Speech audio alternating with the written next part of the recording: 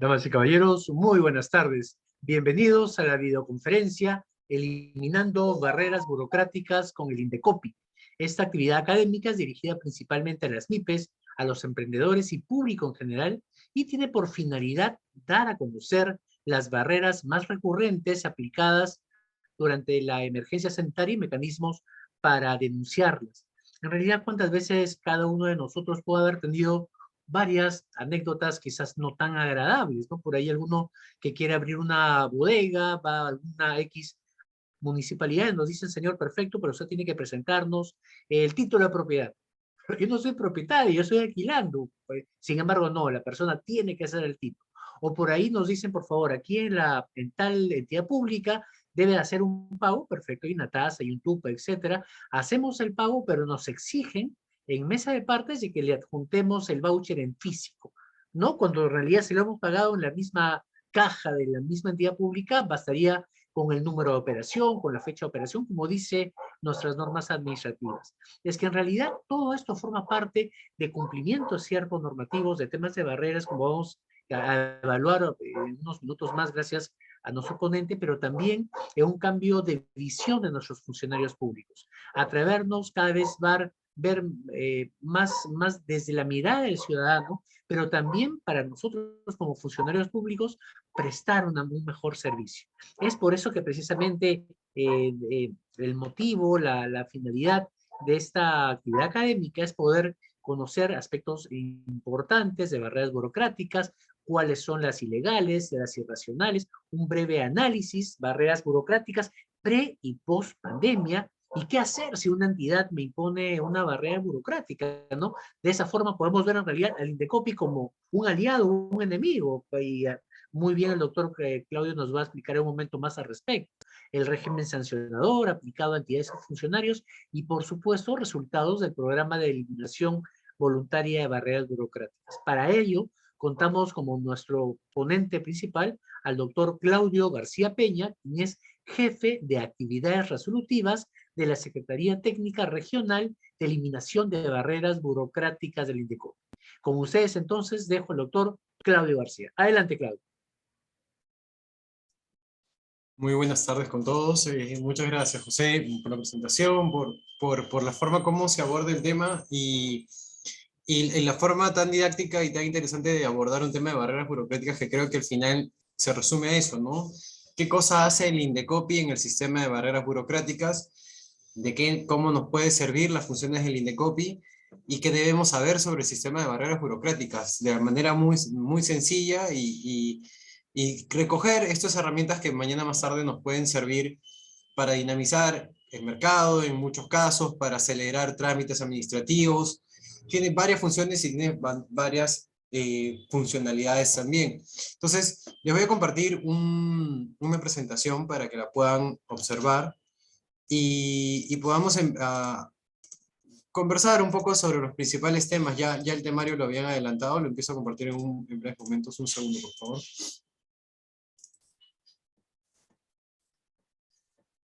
Listo, creo que ya se puede visualizar. Sí, sí, Claudio. Perfecto. Entonces, aquí está, ¿no? Básicamente vamos a ver cómo se eliminan las barreras burocráticas a través del Indecopi, para lo cual hemos hecho un temario que podemos ver a continuación. A ver, voy a ponerlo como presentación.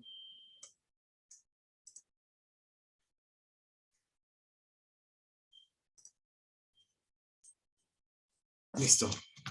Este es el temario. Vamos a ver conceptos básicos de barreras. Para poder hablar del sistema de barreras burocráticas tenemos que saber primero qué cosa es una barrera, cuándo una barrera puede ser vista por el Indecopi. Creo que es un tema importante porque no siempre se tiene el concepto claro de hasta dónde puede llegar Indecopi en el sistema de barreras, ¿no? ¿Cuáles unos casos típicos de cómo han sido las barreras antes de la etapa del COVID? ¿Qué tipo de barreras habían? Y algún caso ya con la coyuntura del COVID, ¿no? ¿Cómo se pueden haber dado normas, regulaciones que pueden haber constituido barreras ya después del COVID o que tienen que ver directamente con el COVID? ¿Qué puede hacer una entidad que impone las barreras burocráticas? Y en base a eso vamos a determinar cómo Indecopi puede ser un aliado o de repente un enemigo, cuál es el régimen sancionador finalmente, es decir, si no eliminas barreras burocráticas, ¿qué te puede pasar? Y una nueva visión de cómo eliminar barreras a nivel del Estado, ¿no? Entonces, vamos por la primera parte. Como les estaba comentando, me van a disculpar un segundo, ya. Lo primero y una de las cosas más importantes para poder conocer el sistema de barreras es este punto, ¿no? Que es, ¿qué cosa es una barrera burocrática? Pueden ver que una barrera burocrática, vamos a pensar en un recipiente que el contenido es la barrera burocrática y el recipiente, lo que lo contiene, es su materialización.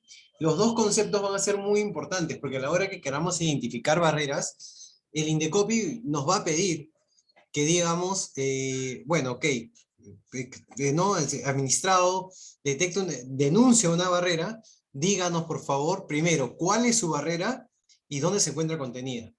Muy importante porque si luego la idea es inaplicar las barreras, primero hay que identificar dónde se encuentran contenidas. Entonces, por eso es muy importante este detalle, ¿no? ¿Qué cosa es una barrera?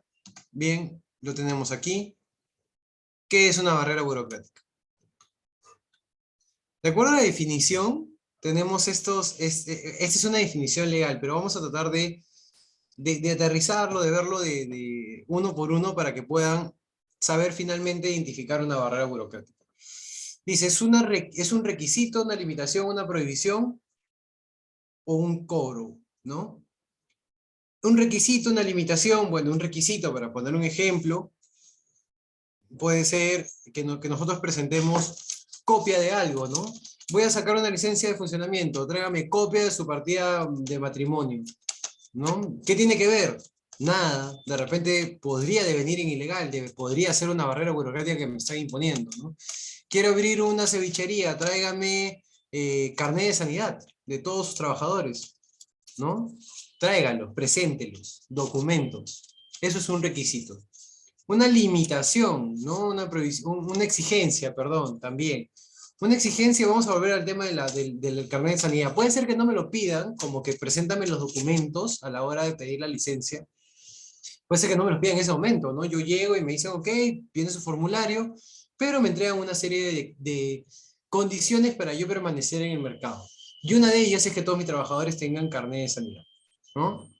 Entonces, no me lo están exigiendo como documentos, pero estoy sujeto a una fiscalización que se los puede pedir la exhibición de los carnets de sanidad en una inspección X, y entonces se convierte en una exigencia.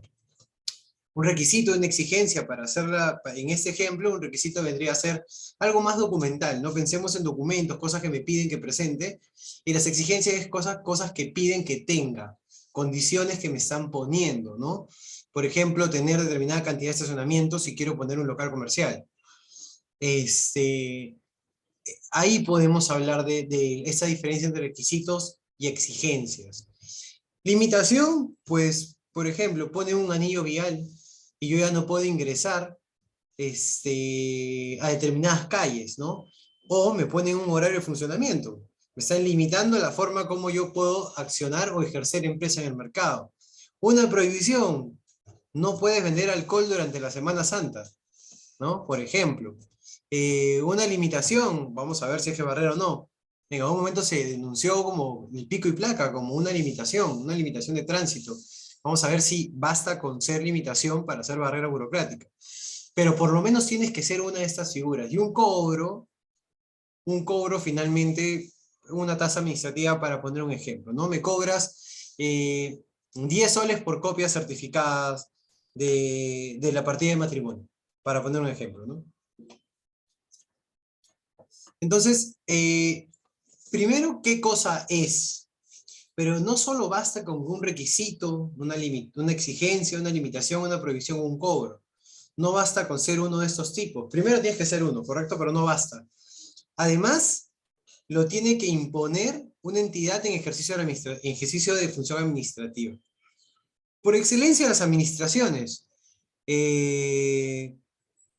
Por exigencia, a ver, por excelencia, el ejemplo es una entidad de la administración pública, una municipalidad, por ejemplo, puede imponer barreras. Pero no quiere decir que las entidades privadas no lo puedan hacer. Siempre que ejerzan función administrativa podrían hacerlo. Por ejemplo, el colegio de abogados. Los colegios de abogados son entes privados, de derecho privado, pero ejercen función pública. ¿Por qué ejercen función pública? Porque el Estado les ha delegado la posibilidad, o bueno, la obligación o la prerrogativa de ellos decidir quién se encuentra habilitado para ejercer una profesión a nivel del Estado, ¿no? Las universidades privadas, su nombre mismo lo dice, son privadas, pero te emiten un título a nombre de la nación. Y como título a nombre de la nación está ejerciendo función pública. ¿El Indecopi puede generar barreras? Yo creo que sí podría, pero hay que cumplir con estos requisitos. No, no todos los que presentan una limitación, una prohibición, un cobro. Por ejemplo, me pusieron aquí en el chat, ponen la limitación en la presentación de documentos en la mesa de partes al establecer un horario de mesa. Correcto. Pero ojo que hay que identificar bien, ¿no? La limitación podría ser el horario, la limitación de horario, ¿no? No es la presentación de documentos en sí, ¿no? Sino la limitación del horario. Muchas veces es importante definir bien, claro, la redacción con la que se pone, para no confundir, porque si usamos la palabra limitación y a la vez usamos la palabra presentación de documentos, podemos estar hablando de requisitos y a la vez de limitaciones. Entonces, ¿qué queremos denunciar? ¿Los requisitos o las limitaciones? ¿No? El ejemplo que han puesto me sirve para eso precisamente.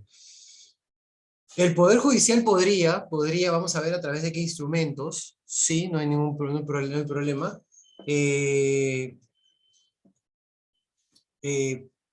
No entendí la última pregunta, honestamente. Leí un ocurrente, no lo he entendido honestamente, a Miguel Peña Muñoz. Voy a continuar esta parte porque no solamente es limitaciones, prohibiciones y cobros, ¿no? Y que los tiene que imponer, como han hecho varios ejemplos, una entidad en ejercicio de la función administrativa, sino que además lo tiene que imponer, eso que impone tiene que tener dos efectos, o dos tipos de efectos. Primero, que limite el acceso o permanencia de un agente económico al mercado. Es decir, si me pones una barrera, pero no afecta mi acceso o permanencia en el mercado, no viene siendo una barrera, por ejemplo, ¿no? O que afecte principios de simplificación administrativa. Los principios de simplificación administrativa o las normas de simplificación administrativa están en un decreto legislativo, el 1044, 1046, parece también, en el que fueron modificaciones a la Ley de Procedimiento Administrativo General, en el cual establecieron qué cosas no podías pedir en la tramitación de expedientes, ¿no? En la tramitación de solicitudes y demás. Por ejemplo, hablaron mucho de la copia del DNI, ¿no? ¿Qué tan necesario es? Bueno, ahí no hace necesario que sea una afectación al agente económico porque estamos hablando de una persona que tramita un procedimiento, ¿no? Pero en la mayoría de barreras, sobre todo en los gremios empresariales, lo que se va a tratar es de que lo que me están imponiendo justificadamente me limite mi acceso al mercado. Por ejemplo, una zonificación que diga acá no me puedes poner hoteles de 2 estrellas. Vamos a ver si es que eso, o sea, acá puedes poner hoteles solo de 5 estrellas, no de 2. Yo quiero abrir ahí, ¿no? ¿Puedo yo denunciar como barrera? ¿Me afecta mi ingreso al mercado? Después veremos si es ilegal o no es ilegal. Eso, les pido por favor, lo piensen para después. Vamos a llegar a esa parte. Primero hay que identificar si es una barrera. Después veremos si es ilegal, si es carente de razonabilidad, si Indecopi la pueden aplicar. Eso vamos a hablar a lo largo de esta tarde. Pero antes de todo eso, y es importante que lo definamos de esa manera, porque la mayoría de personas que entiende el sistema de barreras, lo primero que hace es pensar si algo es ilegal o no es ilegal. No, me pusieron una limitación, eso es ilegal, o no está bien por lo menos, ¿no? Primero hay que identificar, ¿es una prohibición, es una limitación, una exigencia, un cobro? ¿Qué cosa es? Uno de estos cinco tipos. ¿Es uno? Ah, mira, sí es una limitación. Ah, correcto. ¿Quién te la impuso? Ah, mira, me la impuso, no sé, pues Plaza Vea. Ok, Plaza Vea puede ponerte una barrera burocrática. No.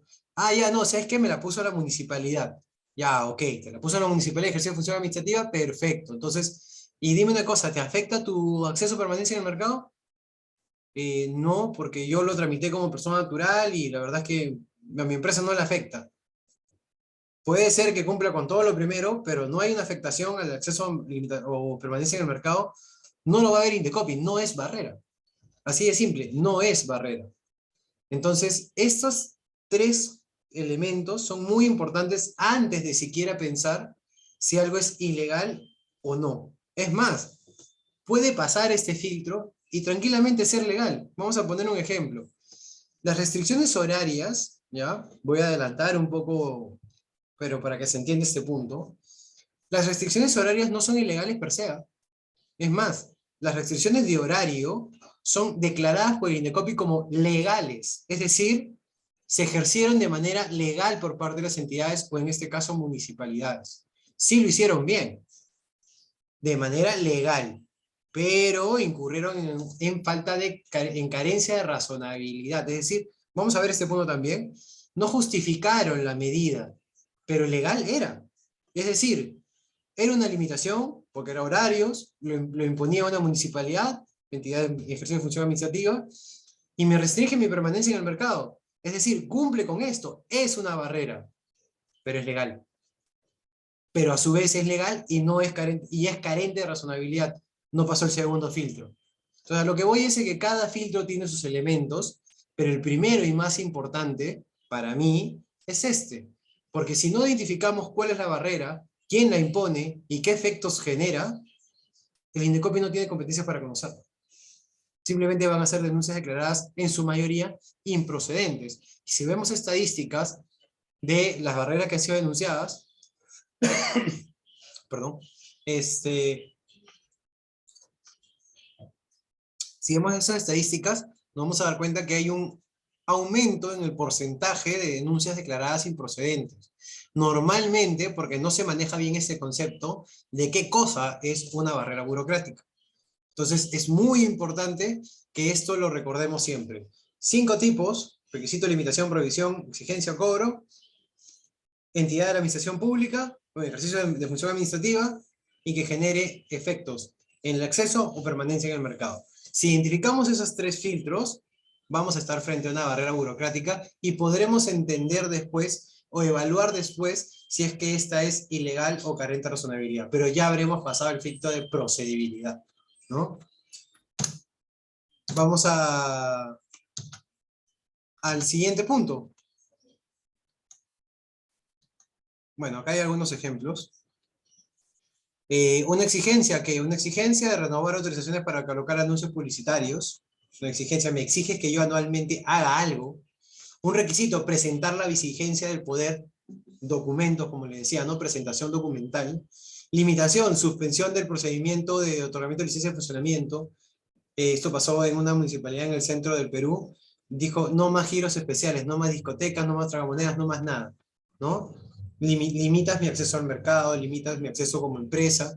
Una prohibición, impedir que las boticas o farmacias se encuentren ubicadas en estaciones de servicio, ¿no? Ya me prohíbes, yo no puedo hacer nada. Y un cobro, como les había comentado, podemos pensar nosotros en un derecho de trámite. Para hacer el ejemplo del cobro por anuncios publicitarios, yo les diría que en el tema de anuncios publicitarios hay que entender que, solo como ejemplo, uno paga un derecho por la evaluación del posicionamiento o la seguridad que genera una publicidad en determinado lugar. Eso tiene vigencia indeterminada y si te cobran anualmente es un cobro irregular, ¿no? Entonces, ese es el ejemplo. Entonces, me cobras algo, es un cobro que no me lo han puesto de manera legal, ¿no? Pero hasta acá es solamente un ejemplo. Después veremos ilegalidad o carencia de razonabilidad. Bien, tenemos entonces qué cosa era una barrera burocrática, que es el contenido. Hasta ahí hemos llegado a determinar lo que es el contenido. ¿Qué es? Antes de poder hablar de barreras, primero definamos qué es. Bien, pero hasta ahí hemos visto el contenido de la botella, no la botella. Si fuera solo, si uno pone el líquido sobre la mesa, se desparrama por todos lados a menos de que esté en una botella. ¿Qué cosa puede ser una botella? En todo caso, ¿no? A eso nosotros le llamamos materialización. El decreto legislativo 1256, que es la ley antibarreras, lo denomina materialización. Y hay tres tipos de materializaciones, bastante sencillo de entender. Una disposición administrativa, un acto administrativo o una actuación material. Los dos primeros son históricos, siempre fue así. El último es recién con la última norma de barreras. Una disposición administrativa, como ejemplo por excelencia, ordenanza municipal, una ordenanza regional, un decreto de alcaldía. Tiene efectos en muchas personas. Si yo saco una ordenanza municipal que restringe el acceso, no sé, que ya no me pueden abrir cevicherías en la ciudad de Tumbes, no va dirigido contra un local en específico, va dirigido contra todo un rubro, ¿no? Tiene efectos generales, tiene efectos a varias personas, un efecto a varias personas potencialmente afectadas. Un acto administrativo, por el contrario, sí va dirigido, en el mismo ejemplo, sería la prohibición de que Perico de los Palotes abra una cevichería en Tumbes. Es un acto administrativo, va dirigido a una persona, y, por ejemplo, tenemos las resoluciones de gerencia, las resoluciones de sugerencia. Esos son actos administrativos. Va dirigido a una persona, el otro a un número determinado de personas. Y una actuación material en realidad es cualquier actuación que ejercen los funcionarios o la entidad, que si bien no son disposiciones, no son actos, no está en un papel, no está en una ordenanza, en la práctica sí limitan mi acceso o permanencia al mercado. Voy a poner un ejemplo. Van y me cierran el local. No me establecen un acta de diligencia, simplemente van, o no sé si recordarán algunos, ponían un papelito rojo en la puerta. No, este local está clausurado. No hay un acto administrativo de orden de clausura, no hay una ordenanza municipal que diga vamos a clausurar todos los locales de la cuadra, número tal. Simplemente fueron y lo clausuraron. En realidad limita mi permanencia en el mercado, ¿no? Pero si fuera solamente que estuvieran contenidas en disposiciones y actos, yo no podría denunciarlo y Indecopi no podría conocerlo. Entonces se incorporó la figura de actuación material. Son actuaciones que, sin ser las dos primeras, tienen la capacidad de restringir mi acceso a permanencia. Tratan de una suerte de, ¿no?, de cajón desastre, pero con nombre propio. Hasta ahí, como les habíamos comentado, ya está el contenido y el recipiente. Entonces, cuando yo voy a la entidad, cuando yo voy al Indecopi y digo, oye, me han impuesto una barrera, ¿yo voy a poner un negocio o soy una entidad, no? Y digo, me parece que esto es barrera, o en el sector privado me parece que me están imponiendo una barrera. Ok, primero tengo que analizar el contenido, lo que hemos hablado, requisito, prohibición, limitación, cobro. ¿Quién me lo impone? Una entidad, ¿no?, que ejerce función administrativa. Mira, pero oye, ¿y quién ejerce función administrativa? Pues, entidades públicas todas, ¿no? Y entidades privadas que tengan delegación para ejercer función pública. Ya hemos hecho los ejemplos, los colegios profesionales y las universidades privadas pueden imponer barreras. Entonces, después digo, ya, ok, ya identifiqué. Esto es una limitación y lo puso tal persona y sí me afecta mi ingreso al mercado. Ok, ¿dónde está? ¿No? Ya, esta es la barrera, ya, pero ¿cómo se te está aplicando a ti? ¿Cómo llega a ti? ¿Cómo te genera una afectación? Porque para hacer barrera tiene que afectarte, ¿no? Ya, ok, entonces, ¿cómo te afecta? No, es que mira, está en la ordenanza municipal. Ah, ok. Una ordenanza municipal en la que tú podrías ser afectado, ¿correcto? Vale. No, que mira, me llegó una resolución de sugerencia de la municipalidad donde me dicen a mí que yo tengo esa limitación. Más claro todavía, es contigo la cosa. Y una actuación material, no, que vinieron y me cerraron mi local, no me dijeron nada, pero ahí dice que es porque es cevichería.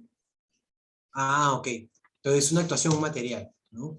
Entonces, todo esto es la primera parte del concepto de barreras. Es quizá la parte más relevante de explicar porque conlleva la posibilidad de que el caso ni siquiera sea visto, cuando no se especifica bien dónde está y cuál es la barrera. Después que identifiquemos esto, ya se puede hablar de si es ilegal o carente de razonabilidad. Después, lo que normalmente se trata de buscar, como lo decía al inicio, es buscar algo porque es ilegal. No, primero identifica qué es barrera y luego pensemos si es ilegal o no. Y para pensar si es ilegal algo o no, también hay elementos de juicio que uno puede determinar, ¿no? En la medida de lo posible yo voy a ir leyendo las preguntas que van surgiendo.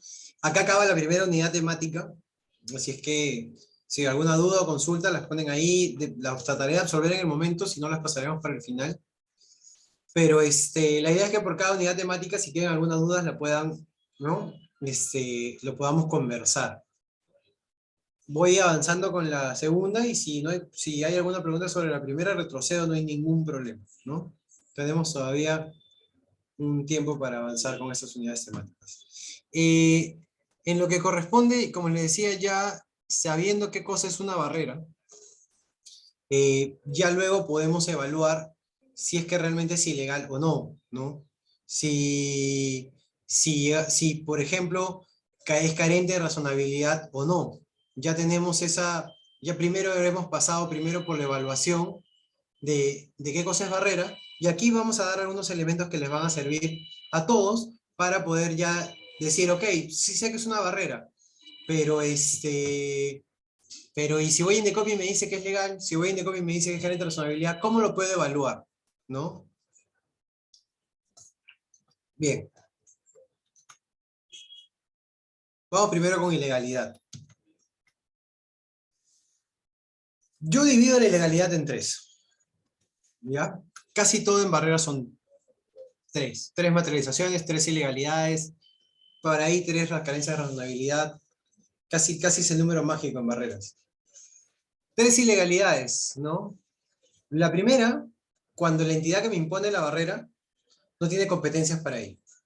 A mí me gusta un ejemplo, porque hace mucho tiempo empezaron a poner papeletas en la Panamericana Sur, ¿sí? Fotopapeletas en la Panamericana Sur, y quien las imponía era la municipalidad distrital por donde estaba pasando la Panamericana Sur en ese momento. Entonces, quien tiene la competencia para ejercer control en la Panamericana, es el Ministerio de Transportes, no las municipalidades. Entonces, si mi entidad, la que me ha impuesto una limitación, un cobro en este caso, no tiene competencias para eso, entonces yo no puedo, puedo denunciarlo y determinar que la entidad no tenía competencias para ello. Y si no tenías competencias para ellos, es ilegal. Y declararía la ilegalidad de la barrera burocrática. Entonces es importante identificar la competencia para hacer algo, ¿no? Por eso es importante ver la ley orgánica de funciones y de toda entidad, de la entidad que me lo aplicó. Me oye, esta municipalidad me está imponiendo tal cosa. ¿Tendrá competencias para eso? Voy a ver ¿no? ¿Qué competencias tiene esta municipalidad? ¿Qué competencias tiene esta entidad en general? ¿Puede hacerlo? Si no puede hacerlo, no tiene competencias, porque la competencia se otorga por ley, y no hay una ley que se lo autorice a hacer algo carente de legalidad, ¿no? Ilegal, porque no tiene competencias. Eso es lo que nosotros llamamos la ilegalidad competencial, ¿no? Le han puesto ese nombre. Es decir, evaluar que tenga competencia la entidad para imponerme lo que me está imponiendo. La segunda es que haya cumplido las formalidades, ¿no? Por ejemplo, para imponerme una municipalidad distrital, para imponerme tasas, esas tasas tienen que estar ratificadas por la provincial. Ya, pero yo soy un usuario de a pie, ¿no? Mil disculpas, mil disculpas. Yo soy un usuario de a pie. ¿Yo cómo puedo saber si la municipalidad ha ratificado o no, no? Bueno, eso se averigua dentro del procedimiento, pero se hace la evaluación de legalidad. Y si no, se puede pedir por acceso a la información pública también, si es que esas tasas fueron debidamente ratificadas o no, mediante qué instrumento legal, ¿no? Para poder determinar si siguió la forma correspondiente, ¿no? Si no cumplió con la forma correspondiente, quiere decir que nunca me debieron aplicar esa tasa. Si un TUPA no tiene de una municipalidad distrital, no tiene la ratificación de la provincial en sus tasas, ninguna tasa me la deberían aplicar de ventría ilegal. Entonces, es importante, eso es lo que nosotros le llamamos ilegalidad de forma. Primero evalúo, ¿tienes competencias para ello? Sí, tienes competencia para ello. ¿Cumpliste la formalidad para ello? Sí, sí cumpliste la formalidad para ello. O de repente no.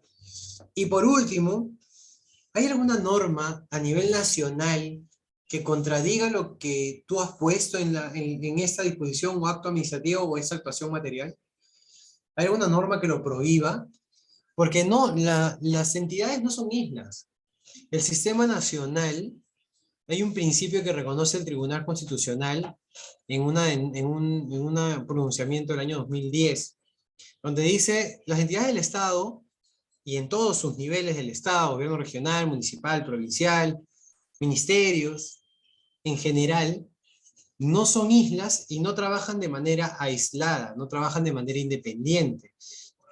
Todos trabajan mediante un principio de unidad nacional, de congruencia, ¿no? Nacional. Por más de que haya autonomía de cada una de estas entidades, una autonomía municipal no puede ir en contra de una norma que regula la materia a nivel nacional. Por ejemplo, hay una ley marco de licencia de funcionamiento, ley marco, ley nacional. Si hay una ley nacional que establece y regula el tema, yo pongo una ordenanza municipal que pide más cosas que la ley marco. Entonces, ¿puedo hacer eso?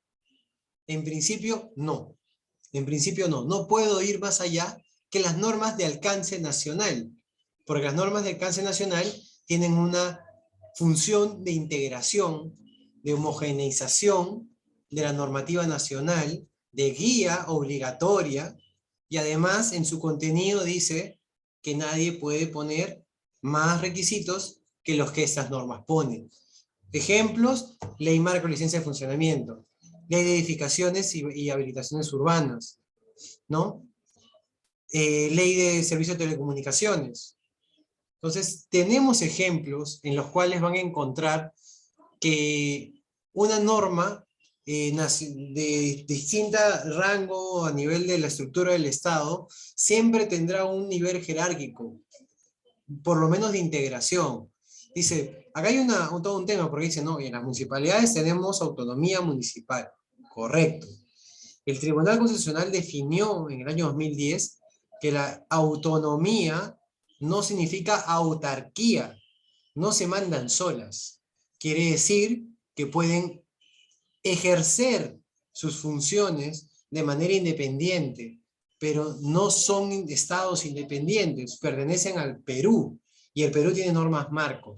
Tú las puedes ejecutar en tu territorio con toda la autonomía que eso te da, pero no puedes ir en contra de la normativa nacional, por un tema de integración. Entonces, esto es lo que le llaman la legalidad por incompatibilidad nacional, ¿no? Entonces, vamos a poner un ejemplo aquí, para que puedan observar, ¿no? Por ejemplo, dicen la limitación por horarios, ¿ya? Dices, ya estuvimos de acuerdo con que pasó el análisis de si es barrera. Era una barrera porque era una limitación, le imponía una municipalidad y restringía mi acceso y permanencia en el mercado. Correcto. Vamos al análisis de legalidad. ¿Exceden las competencias de la municipalidad? No, la municipalidad tiene competencias, de acuerdo a su ley orgánica de municipalidades, para establecer restricciones al funcionamiento de los negocios. Entonces, legalmente puede hacerlo. Ok, competencias tiene, check. ¿Dónde lo impusiste? En una ordenanza municipal. ¿La publicaste debidamente en el diario de avisos judiciales o la publicaste debidamente en el peruano? Sí, la publiqué debidamente en... Ok, legalidad de forma. ¿Existe una norma nacional que establezca que no puedes limitar los horarios? No, aunque no lo crean, no hay. No hay una norma que diga que la municipalidad no puede restringir horarios. Lo que hay una norma que dice que debe justificarlos, pero puede hacerlo. Entonces, cuando uno analiza legalidad, puede llegar a la conclusión de que estas medidas que primero pasaron el análisis de si son barreras, pero pasan el filtro de legalidad. Vamos a ver si pasan el siguiente filtro, ¿no? El pago por certificado, veo una pregunta aquí. El pago de certificados de prácticas para obtención de un título universitario. A ver, hasta ahí yo identifico, vamos a agarrar el ejemplo. El pago, me estás hablando de un cobro. El tipo. Para la obtención de tipo de universidad, entiendo que la universidad te lo está pidiendo, ¿no? La universidad, en el marco de la obtención de títulos, ejerce función pública, porque habilita a nivel del Estado a un profesional. Entonces, en principio sí. ¿Y afecta la tramitación de principios administrativos? Sí. Si yo lo denuncio como persona natural, sí, ¿no? A ver, pero si yo fuera, no una persona natural, sino lo denunciara como otro tipo de persona, quizás no afectaría mi acceso a permanencia en el mercado porque está hablando de un título profesional. Por eso viene la otra parte, simplificación administrativa, que es el otro efecto. Entonces aquí sí afecta principio de simplificación administrativa. Entonces me está cobrando una entidad que ejerce función pública, cobra función pública y afecta principio de simplificación administrativa. Es barrera. Es barrera.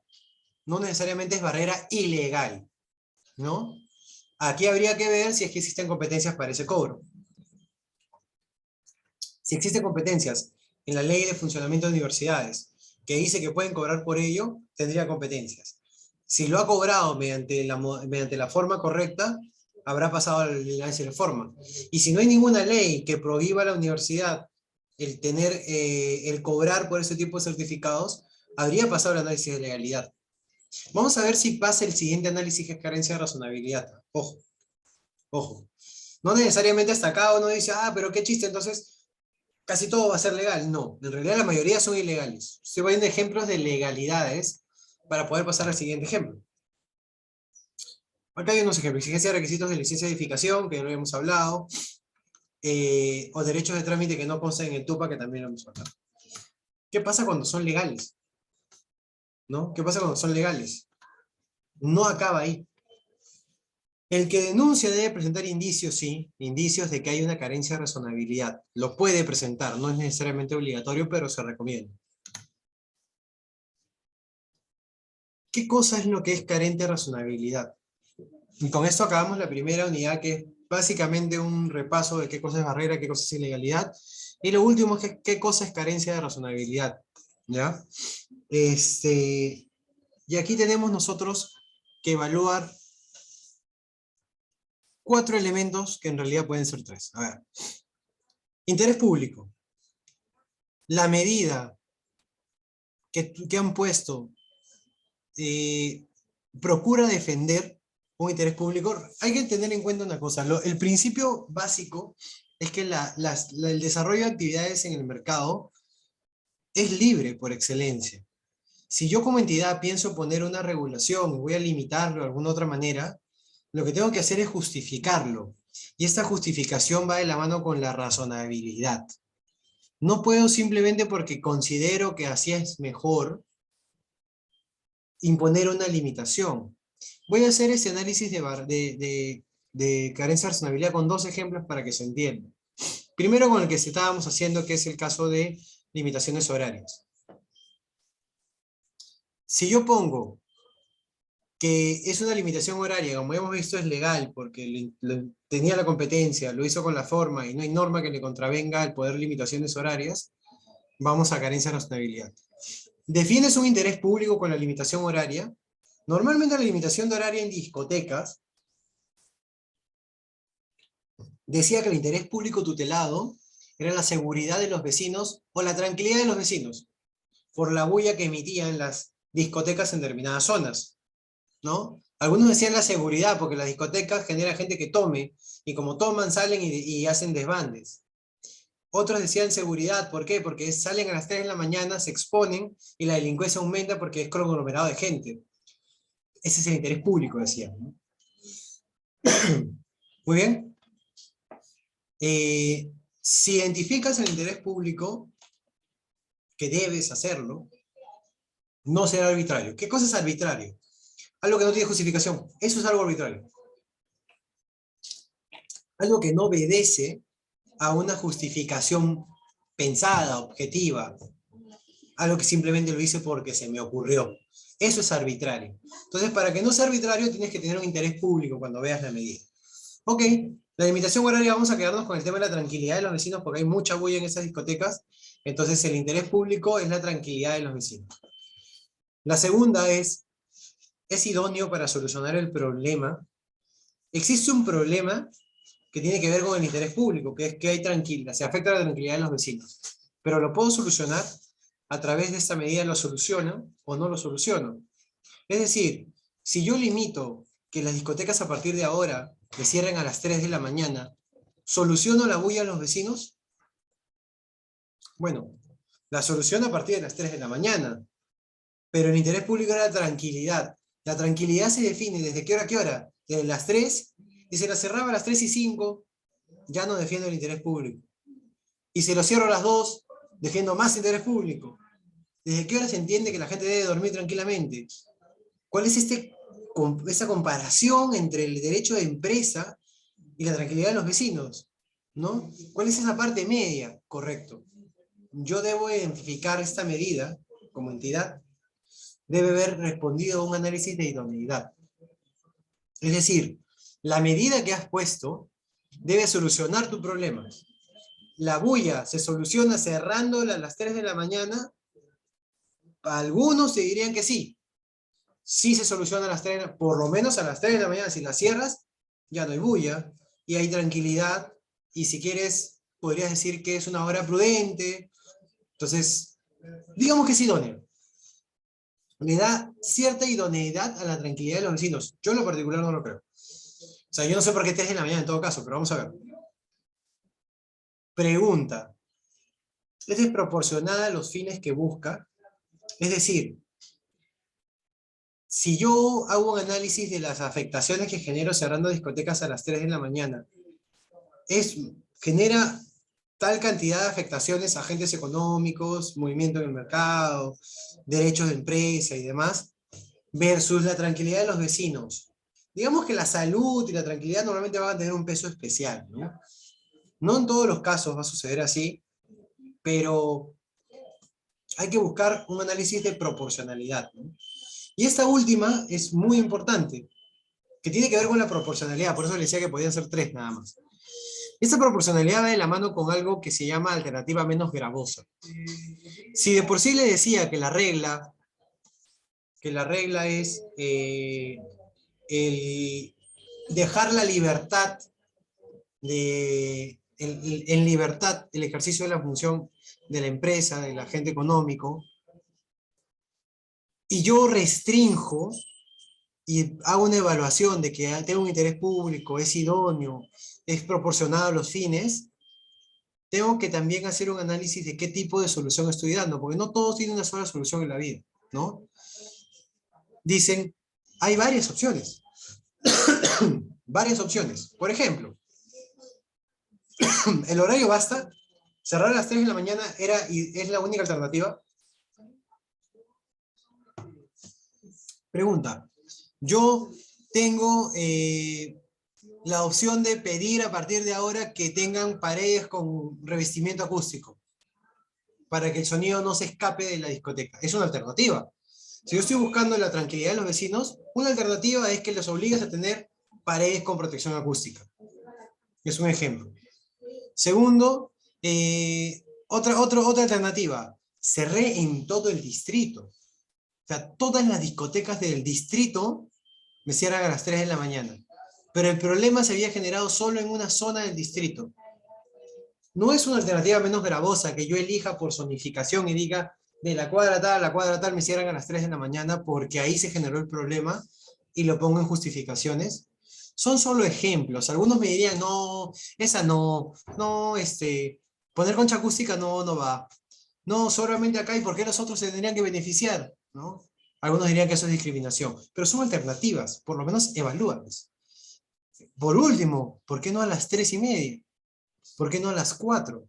¿Por qué no, si en el otro ejemplo que lo que buscabas era protección de la salud por un tema de embriaguez, ¿por qué no impides que vendan alcohol hasta cierta hora? ¿No? En vez de cerrar la discoteca.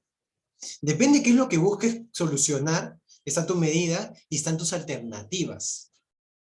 Y cuando elijas entre tus alternativas, llegas a la conclusión, o debería llegarse a la conclusión, de elegir aquella que limita menos la actividad. Y solo así se puede elegir. Entonces, cuando esto llega a un procedimiento, porque esto es la teoría, Indecopy pide esto.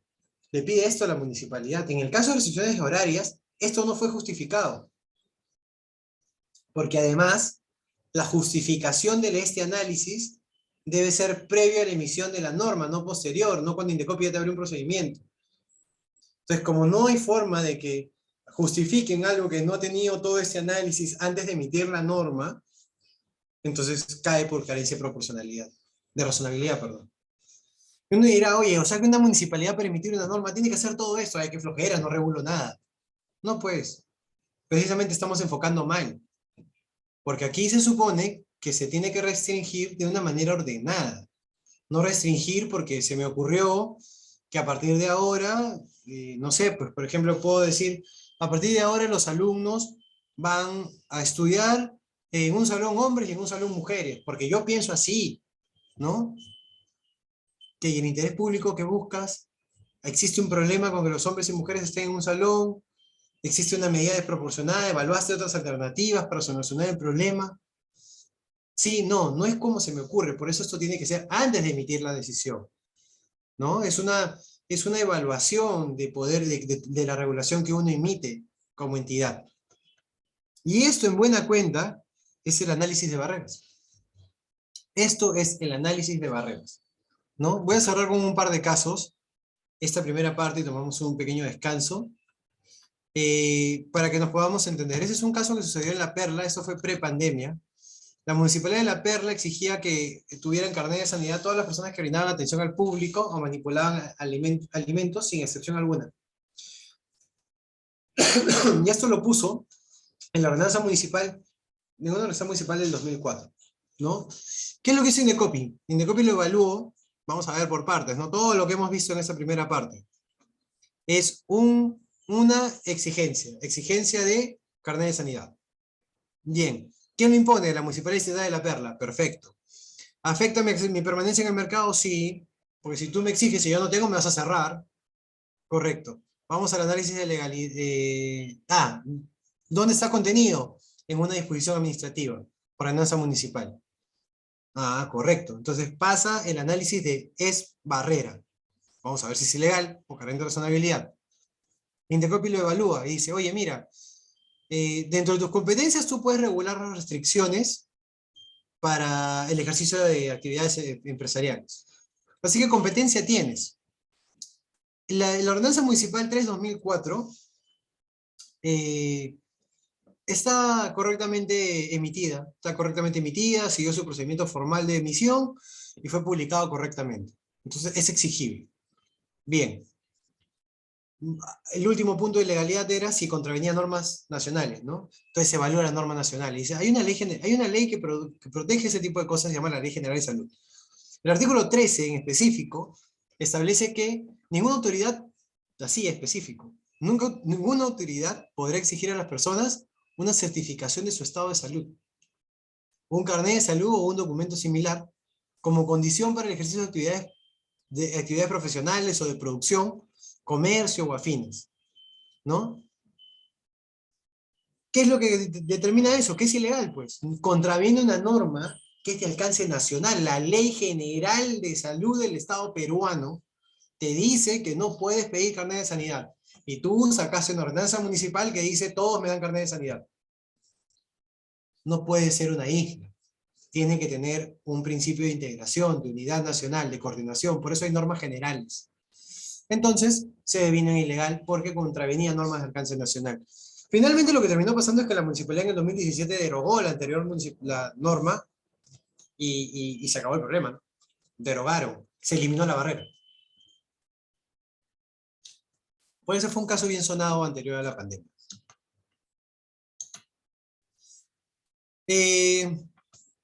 Este es un caso de restaurantes que lo que se exigía es un plan de seguridad externa e interna con determinadas características como el riesgo, una estimación de riesgo interno, diseño de ubicación de protecciones, detección de metales. O sea, para poner un restaurante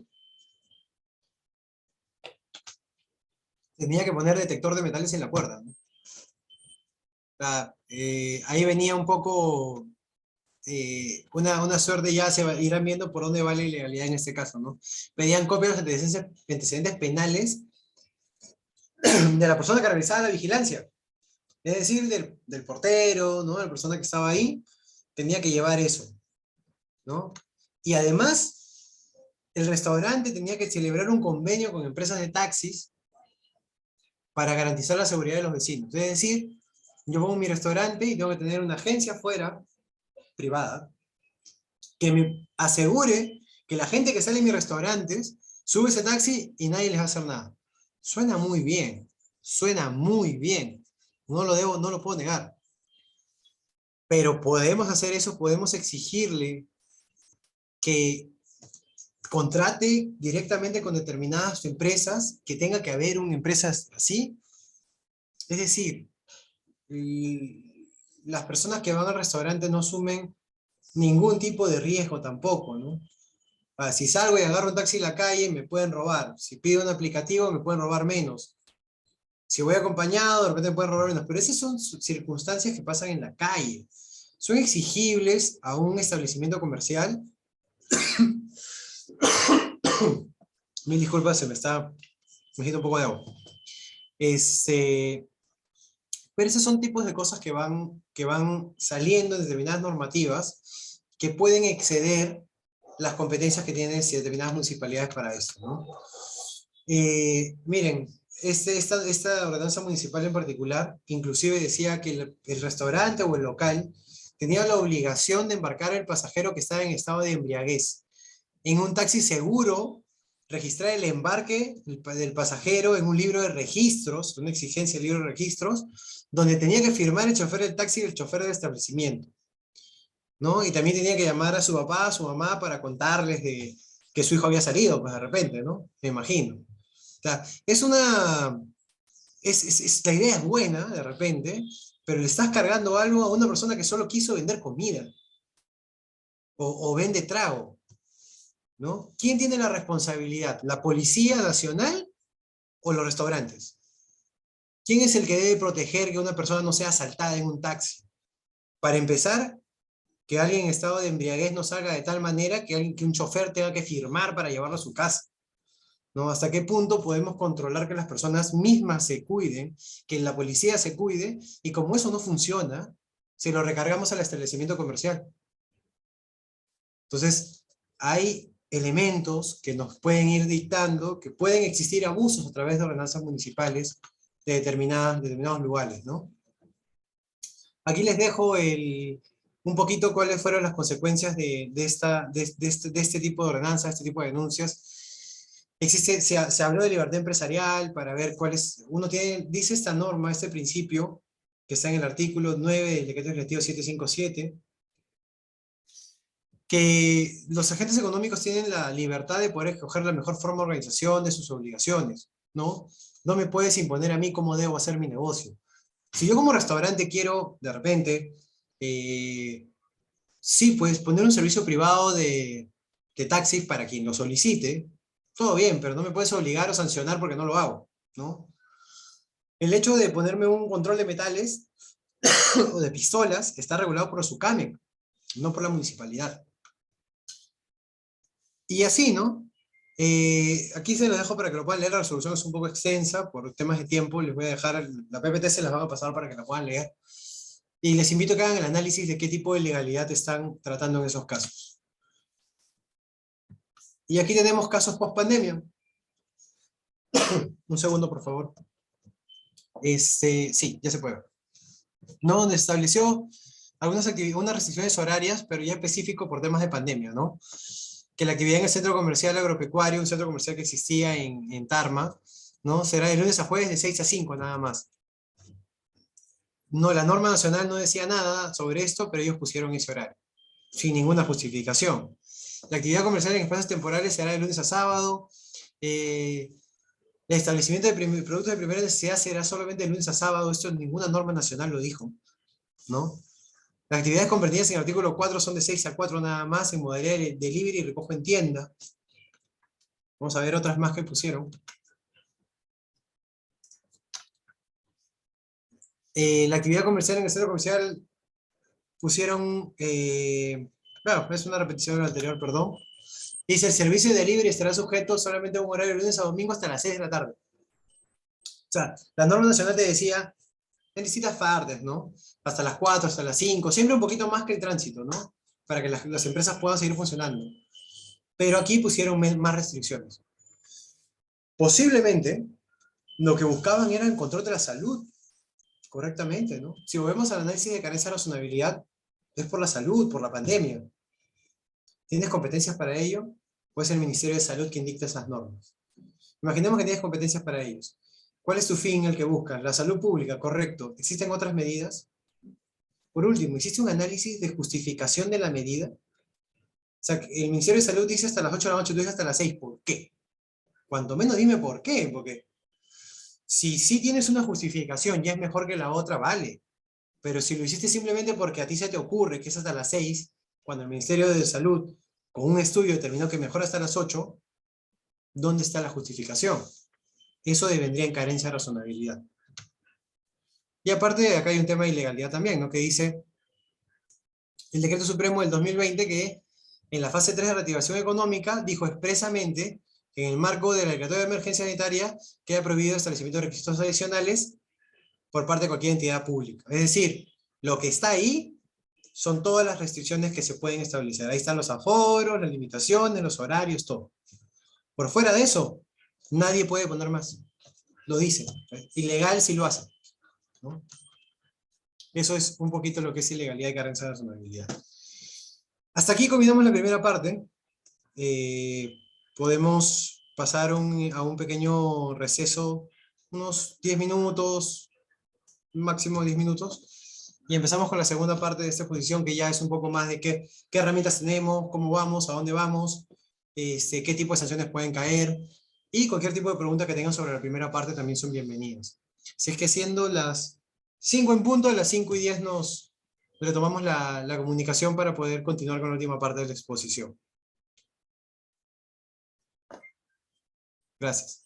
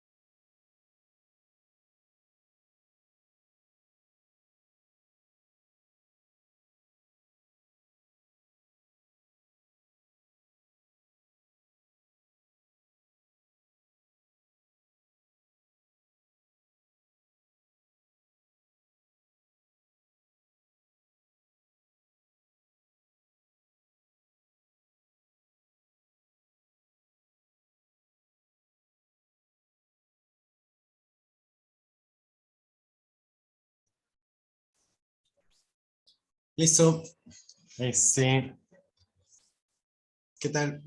Vamos a continuar con esta segunda parte. He visto varias preguntas. Eh, vamos, esta parte es súper interesante porque pues, en la parte de las preguntas voy a tratar de cerrar ese tema porque me indican que cerramos en unos 20 minutos, 25 minutos máximo, que no me quiero extender más allá. Lo que pasa es que esta parte es súper importante. Voy a tratar de responder algunas de las preguntas que he visto. He agrupado algunas, pues las estuve leyendo, y veo que, a ver, las que sean similares, ojalá que pueda ser por respondidas, ¿no? Eh, vi que hay un tiempo, me preguntaron sobre qué pasa entre el tiempo que se demoró por ejemplo, la municipalidad de La Perla, en el ejemplo, entre derogar, ¿no? Claro, vamos a hablar de los efectos de la imposición de las barreras. Cuando detecta una barrera, Indecopi puede inaplicarlas. Entonces, si la inaplica, estando en una disposición administrativa, entonces ya no se le puede aplicar a nadie. Entonces, finalmente lo que hace es inaplicar la barrera. No la puede derogar, Indecopi no deroga normas, pero inaplicándolas quiere decir que ya nadie más se le puede exigir, en este caso, carnet de sanidad, y por tanto, como tal, ya no es exigible, pues, ¿no? No es exigible, no debería ser exigible, y lo que hace la derogación es una suerte de corolario o algo que ya se viene dando con la inaplicación. De eso se trata la inaplicación. Por ahí leí que también, si veo temas del Banco de la Nación, ¿no? Como que si el banco, una universidad o una entidad solamente obliga a pagar a través del Banco de la Nación. Eh, Recuerden que el análisis de legalidad, sobre todo aquí muy importante para las preguntas en general que he visto, es el análisis de legalidad. Yo tengo que ver si tengo competencia para ello. ¿Tengo competencia para cobrar por certificados? La ley, habría que ver la ley de creación de las universidades. Tienen, entonces lo hago de manera correcta y luego en carencia de razonabilidad tendría que ver por qué yo, universidad, no utilizo el sistema privado. Ahora, existe una norma que me obliga a ir al sistema público, ¿no? Y por último, ¿me pueden obligar a utilizar el sistema del Estado? O sea, yo como entidad privada, ¿no? O en este caso entidad pública también, ¿tengo que pagarle a un privado para brindar esa facilidad? ¿O el servicio público lo ejerce a través del Banco de la Nación, que también es público? ¿Es una mejora del sistema? ¿Es una deficiencia del sistema o es una barrera burocrática? ¿No? Yo me animaría a decir que es más una deficiencia del sistema, que es anhelable, de todas maneras, el pedir, el querer que nos brinden más facilidades, sí. Por ahí vi otra pregunta relacionada a esto, que tiene que ver con si Indecopi puede pedir que se mejoren las normas, incluso temas digitales, que lo vi por ahí. Indecopi no puede, a ver, lo que existe es una figura que se llama abogacía de la competencia, ¿ya? La fuente y la cita, que fue otra de las preguntas, todo esto que les estoy comentando está en el decreto legislativo 1256, en particular la definición en el artículo 3, las inaplicaciones artículos 8 y 10, y la abogacía de la competencia, si no me equivoco, con cargo a confirmarlo, pero la abogacía de la competencia creo que es el artículo 49, ¿sí? Sí, artículo 49. Entonces, ahí pueden revisar decreto legislativo 1256, todo esto que les estoy comentando, obviamente más extendido, ¿no? De manera un poco más técnica, pero ahí está la definición.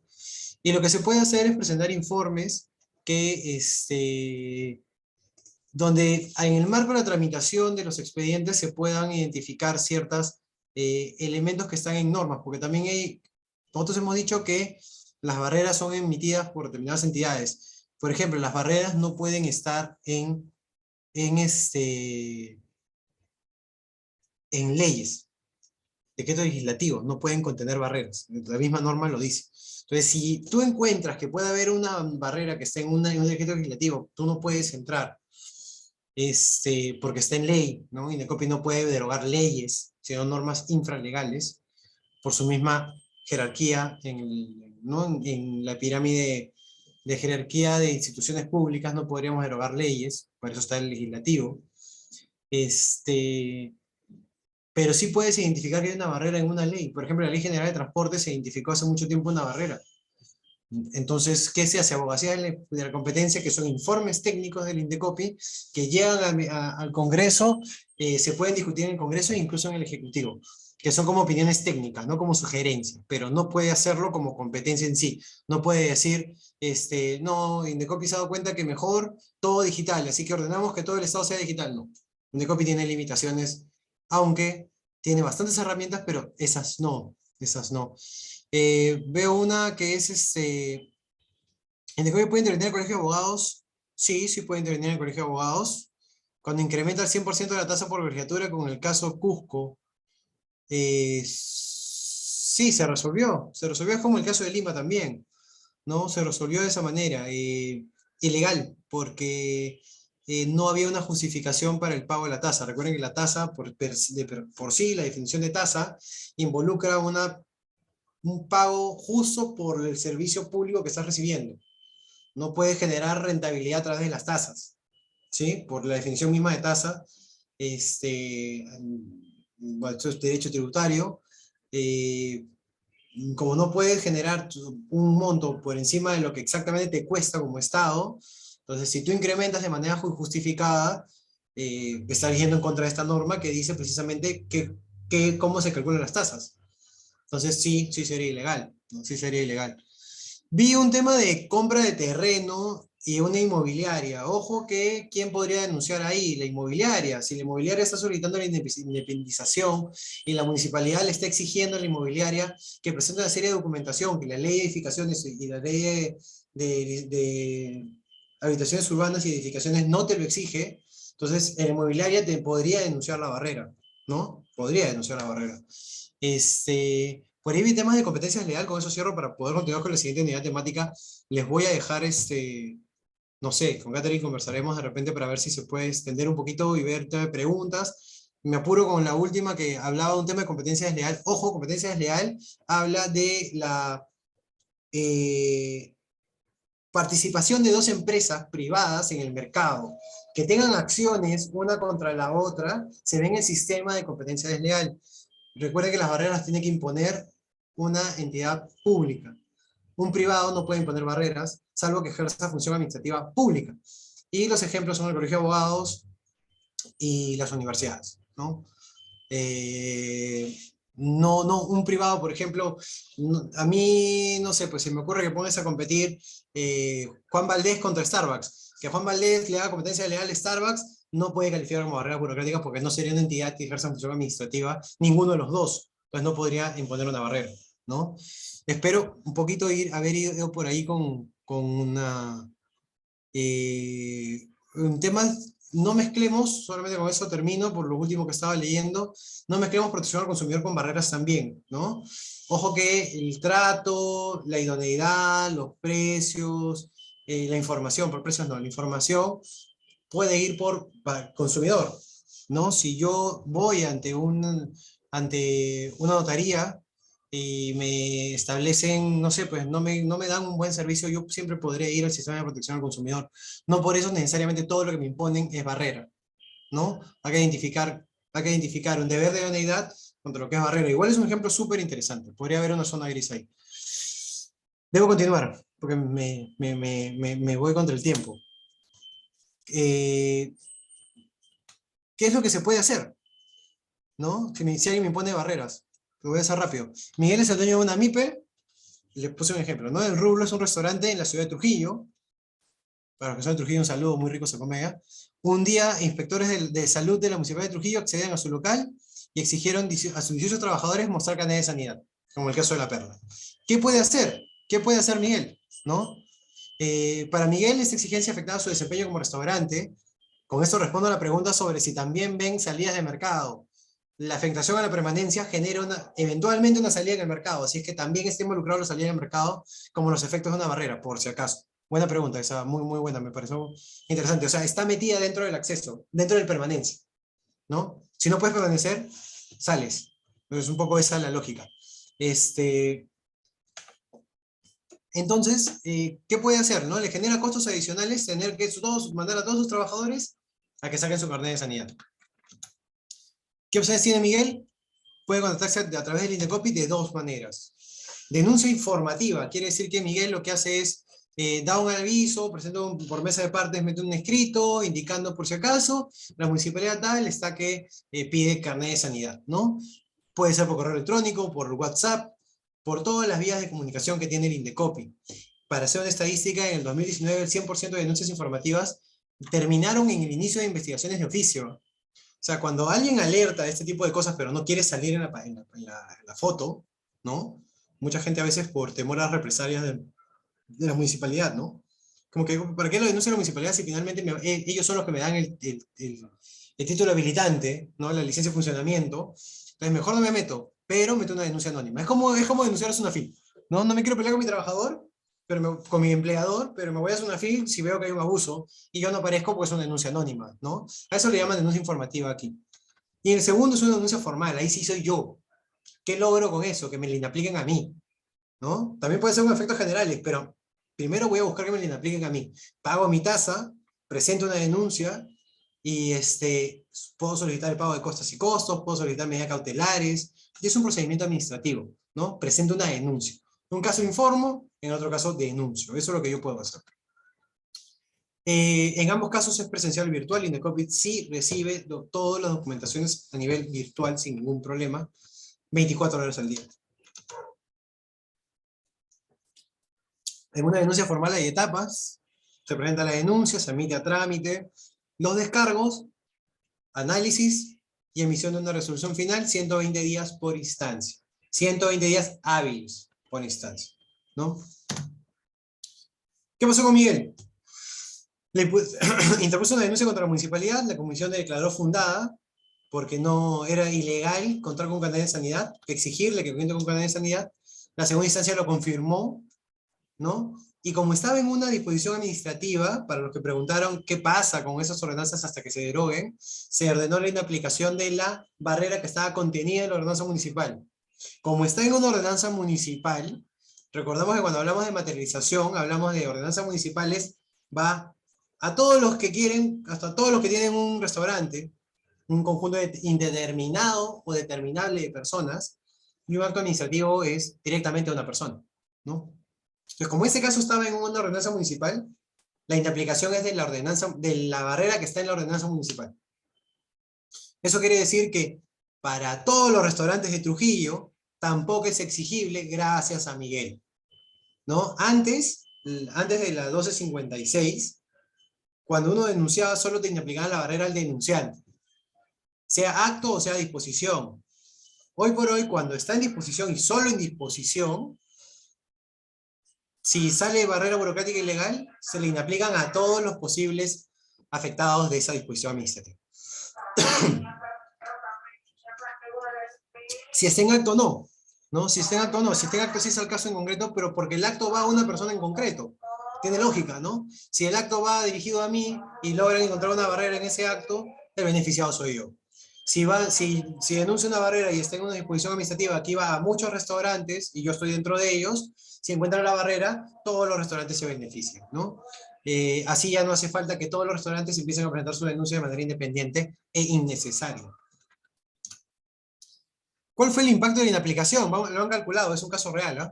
Lo han calculado. Para Miguel, su salón de té Buenos Aires, que así se llamaba, le generó un ahorro de 1032.8 céntimos, soles, ¿no? 8 céntimos de sol. Pero para las 673 MIPES de Trujillo, eso generó un ahorro de 193.083.7 soles, solo por no exigir el carnet de sanidad. Es decir, este es el impacto del sistema de barreras burocráticas. Genera ahorro al que denuncia, genera ahorro al sistema, le genera ahorros al agente económico, le genera ahorros hasta la municipalidad, porque vamos a ver un tema de sanciones, ¿no? A la entidad en general. Porque si no establece barreras no se le sanciona, eso es por lógica. Indecopy es, como conclusión, un aliado en ambos lados. Y vamos a ver que en el tema municipal también, porque esto es lo que hemos visto, ¿no? Yo les recomiendo que esta diapositiva se les va a pasar, yo voy a prestar autorización, vi que por ahí les dijeron que iban a pedir autorización, desde ya la doy, para que puedan derivar estas diapositivas. qué entidad la impone, dónde se encuentra, cuáles son los argumentos, eso es lo que debe presentarse. Pero ese es un régimen sancionador, ¿no? Para las entidades. Hay dos maneras, y con esto acabo, hay dos maneras de verlo. La historia normalmente de las competencias de Indecopi dicta que cuando se encuentran infracciones a las normativas que regula el Indecopi, defensa de la competencia o de la propiedad intelectual, lo que se hace es sancionar, ¿no? Normalmente, protección al consumidor, se inicia un procedimiento sancionador y se sanciona. Competencia desleal, infracciones marcarias, derechos de autor. Y siempre van a haber sanciones. Esas son las muelas, son los dientes que tienen el Indecopi para poder actuar. Pues bien, en el caso de barreras, las sanciones no solamente van a la entidad. Hay sanciones que son aplicables a los funcionarios públicos directamente, que también tiene que ver con una de las preguntas, por eso quise avanzar, para ver si aquí podía responder con la exposición. En el artículo 34 de la 1256, para quienes pidieron la fuente, ahí están los artículos, los pueden revisar, es un poco más largo que lo hemos tratado de sintetizar. Cuando uno impone una sanción, una barrera, Indecopi detecta la barrera, mediante una resolución define que una barrera es ilegal o carente de razonabilidad, y un funcionario la aplica, después la aplica, ojo, se sanciona al funcionario. Se sanciona al funcionario. Y pueden ir multas hasta 20 UITs al sueldo del funcionario. Cuando uno se cuenta esto al funcionario, para quienes trabajamos en la entidad pública, nos suena bastante delicado. No es solamente, no, sí, trabajo en tal lugar, oye, sí, Indecopi me dice que esto es barrera. Pero ¿qué se va a enterar si la aplico o no la aplico? Si hay investigaciones donde se enteran que ya hay sanciones a funcionarios por montos fuertes que van al sueldo del funcionario. No es poca cosa. Y el artículo 35 establece una lista cerrada de cuándo se puede sancionar a la entidad. La entidad también puede ser responsable como entidad, ¿no? Por ejemplo, cuando la entidad establece requisitos por fuera de su tupa, por ejemplo, ¿no? Puede ser sancionable siempre y cuando los haya aplicado. O sea, hay supuestos infractores que merece de repente una clase independiente de funcionarios y para la entidad. Lo importante que se debe recoger en esta pequeña charla, en esta charla que recoge de manera general las cosas, es que ambos pueden ser sancionados por diversos motivos. Y existe también otra versión, ya no solamente ir a sancionar. ¿Y por qué no negociamos? O una vez alguien se preguntó, me imagino, ¿y por qué no vamos y conversamos con las municipalidades? Le decimos, mira, eso que tú haces cuando vas a renovar tu tupa, que determinas una suerte de, no, contratas una auditoría, una consultoría, y pagas no sé cuántos miles de soles, yo te la voy a hacer gratis. Voy a agarrar tu tupa y lo voy a revisar completito, y te voy a decir cuáles son las barreras. Es más, te voy a decir cuáles son las barreras y te voy a pedir, únicamente te voy a pedir a cambio que las elimines, ¿ya? Y si las eliminas, te voy a poner en un ranking donde sales como entidades que eliminan voluntariamente. Uno dice, ¿no? ¿Y en qué le sirve el ranking a la municipalidad? Vamos a poner el siguiente ejemplo. Si yo quiero poner un restaurante en Lima y tengo dos municipalidades colindantes, llamemos San Luis y La Victoria, y quiero poner un restaurante, y en una tengo una ordenanza municipal que regula, me pide requisitos del 1 al 100 que me van a valer 100 soles. Y en la otra tengo requisitos del 1 al 1000 que me van a valer 1000 soles ponerlo y cumplirlo. ¿A dónde me voy? A la que me cobra menos, ¿no? A la que me costaría menos acceder. A esa me voy. Si me voy allá, tributo allá. Pago arbitrios allá, genero empleo allá, dinamizo la economía allá. Entonces, de alguna otra manera, las recaudaciones aumentan con la inversión privada también. Entonces, es conveniente aparecer en estos rankings que finalmente las entidades privadas pueden mirar, los gremios empresariales pueden mirar para saber dónde hacer su negocio, ¿no? No lo haga solamente porque, ya, oye, mira, ya yo veo que puedo tener éxito. ¿Qué pasa si cada vez más una empresa, antes de poner un local, averigua si la municipalidad le va a poner trabas mañana más tarde o no? Y les pongo un ejemplo. Al frente de la Universidad San Martín en Lima hay un montón de locales y esa zonificación no está habilitada para restaurantes. Y ya pusieron los restaurantes, ya pusieron los chifas, ya pusieron todo. ¿Qué pasa ahí? ¿No? Lo pusiste, te van a fiscalizar, hay otra cosa de por medio, ¿no? Hay que poner mucha atención a este tipo de ranking para ver qué tipo de entidad es con la que nos vamos a trabajar. Entonces, el lograr estas eliminaciones de manera voluntaria es el otro mecanismo. Te voy a premiar si lo haces, te voy a poner en un ranking. No te voy a sancionar y yo te voy a hacer el trabajo, pero debes eliminarlo, ¿no? De manera voluntaria. Acá está todo el programa de eliminación voluntaria, se le envía un oficio, se verifican los requisitos, se identifican las barreras, se debe publicar la norma que elimina las barreras, ¿no? Si está en el TUPA se puede eliminar por decreto de alcaldía en caso de municipalidades, que haya una comunicación interna, porque yo elimino las barreras pero nadie se entera, pues solamente porque la publiqué en el peruano, que levante la mano el que lee el peruano todos los días, ¿no? Sobre todo la parte de todas las municipalidades del Perú que normas han derogado, posiblemente nunca te enteres. Entonces, comunicaciones internas, comunicaciones a mesa de partes para que ya no te estén exigiendo cosas que ya derogaron del TUPA, ese tipo de cosas sí ameritan que termine todo el programa de eliminación voluntaria, ¿no? Y les voy a presentar los resultados, con eso termino. Creo que por ahí nada más me excedió 2 minutos, con esto serán 2 minutos más.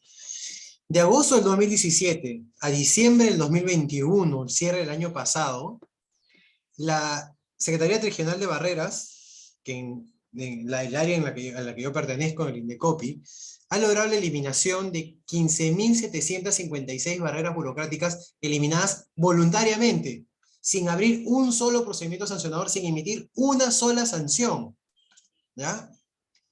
Cambiando un poco el paradigma de solamente ser sancionadores y sancionar por las conductas que encontramos. Vamos a negociar, vamos a ver otros mecanismos de lograr un objetivo que finalmente represente un bienestar para la sociedad.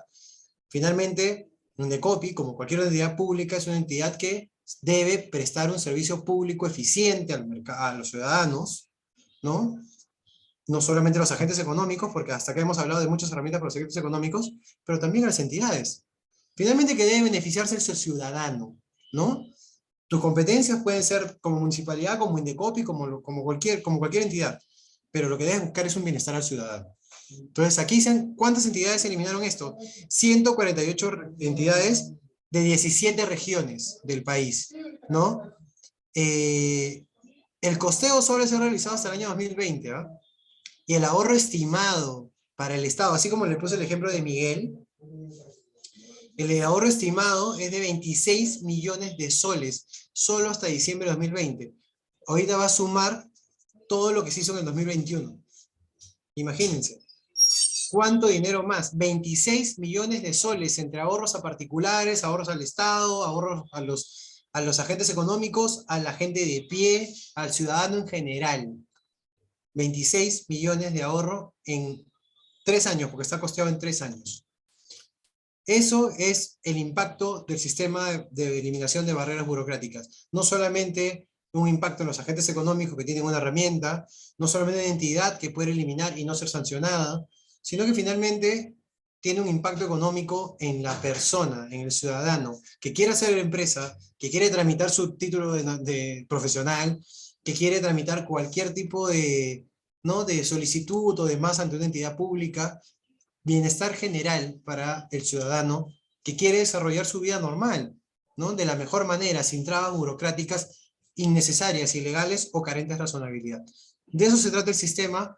Les invito a revisar, disculpen la premura, sobre todo esta segunda parte, la primera suele ser un poco más detallada, pero estos son los impactos, no es menos importante, ¿no? Este es el impacto real de qué significa utilizar bien el sistema de barreras burocráticas. Entonces, eso ha sido con todo conmigo. Entiendo que hay algunas preguntas que han seguido apareciendo. Le doy el pase a Catherine para que ella pueda indicarnos, o perdón, a José, indicarnos qué procede en estos casos. Y agradecerles por la invitación y esperar que haya sido de total entendimiento. Muchas gracias con todos. Al contrario, Claudio, antes de agradecer obviamente al doctor Claudio García por su participación en esta videoconferencia eliminando barreras burocráticas con el INDECOPI, que vamos a tener varias actividades, en unos minutos les vamos a comentar. Quería invitarles en este momento especialmente para que puedan acceder al link que va a aparecer en estos instantes en el chat del Zoom, para poder brindar una breve encuesta donde nos permite estos comentarios de ustedes medir nuestras actividades académicas y sobre todo saber los temas que a ustedes les gustaría que podamos abordar en una próxima videoconferencia. Ustedes saben que Indecopi tiene 7 competencias de protección al consumidor, barreras burocráticas, libre competencia, propiedad intelectual, entre otras materias muy relevantes. Y de hecho ya ahora pueden acceder a varias de ellas en la página web de la escuela. Pero sin embargo queremos pedirles que en este momento puedan acceder a este link de encuestas que está apareciendo allí.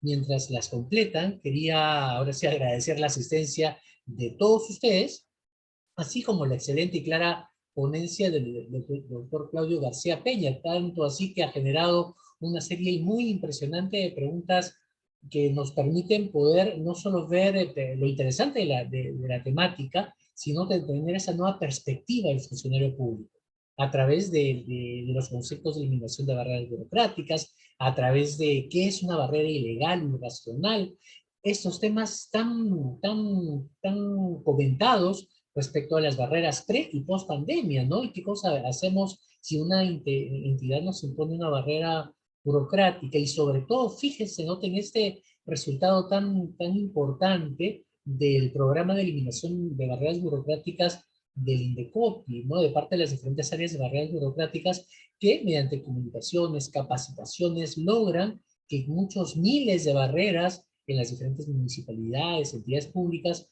puedan ir derribándose, ¿no? Todo eso ustedes lo pueden ver precisamente a través de esas actividades académicas y nos permite empoderarnos como ciudadanos de los derechos que tenemos, ¿no?